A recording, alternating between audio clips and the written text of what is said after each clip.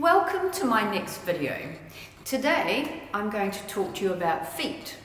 For those of you who know me, you'll know I've got a bit of a foot thing going on. It's not a foot fetish, but it's a real respect for our feet. If you have pain in your feet, it really impacts your daily life. So we want to do the best we can for our feet so that we can get up and about and move without constant fear of pain. So we're going to have a wee look at some of the causes of foot pain and some things that you can do to try and relieve it. So I found growing up in New Zealand, a lot of the time I was barefoot. So we were running around on the grass, going to the beach, walking through the sand, and you'd have your shoes off more than you'd have your shoes on. And I'd say most people I knew didn't talk about their feet, think about their feet.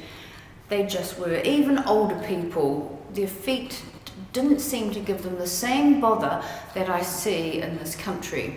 I'm not telling you to run around in bare feet here in this country because it's a different climate and we have a different environment. But I do feel that being enclosed in tight shoes for long periods of times can squash our feet, especially if we haven't got the right size shoes. Another cause from tight shoes that I see in the studio is peripheral neuropathy. Some clients have come to me with this through either having type 1 diabetes or cancer treatments that have damaged the nerves. And when they've been told they've got this diagnosis, they haven't really been explained on how they can try and keep as much foot function as possible. They've just been told that they've lost the feeling and not how to help themselves to keep their feet in the best condition they have. So it's really, really important that we keep the feet moving to the best we can. You also may find people with hypermobile feet who dislocate joints, etc., roll on ankles, and the whole foot ankle area we need to keep as strong and as mobile as we can. So I'm going to show you some exercises just to start thinking about your feet and maybe making a change today so that you can walk better tomorrow. Really useful at the studio for people who have trouble bending through their foot is on the core line. So we get the person to place one foot on a paddle and the other foot half on the paddle and half on the non-moving surface. So they can stand nice and tall and then start pushing their foot backwards, start lifting through the heel to get movement through their foot.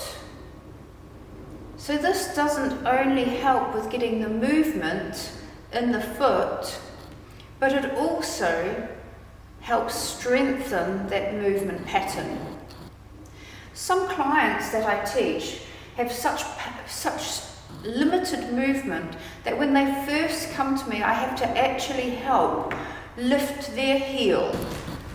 The reformer is also useful to help with foot mobility. Most people think of this exercise as a calf stretch, but if you think of lifting and controlling the movement, you can change the focus to your feet and working through your foot.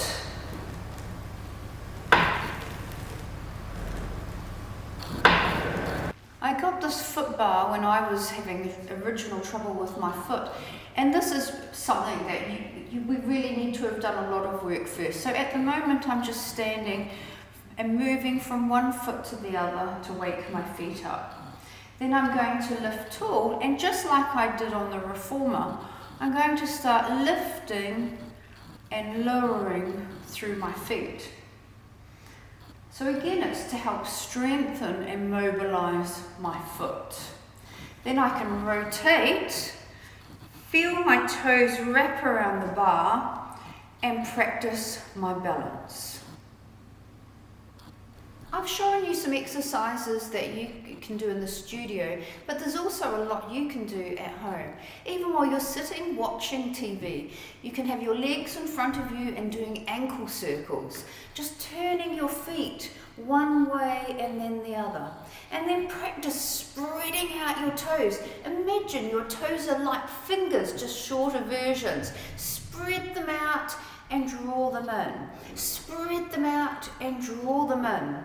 Then see maybe if you can get your leg towards you, you could try putting your fingers through your toes, so intertwining them, and then just moving the top of your foot, just gently one way and then the other. If you can't get your hands between your toes, maybe just try pulling using your hands, just pulling your toes apart. If you have a spiky ball, roll your feet on the spiky ball. Foot pain and loss of function in the foot not only affects our walking, but it has a real impact on balance. So to future-proof ourselves, to try and prevent falling in the future, we really want to have good balance and good foot mobility.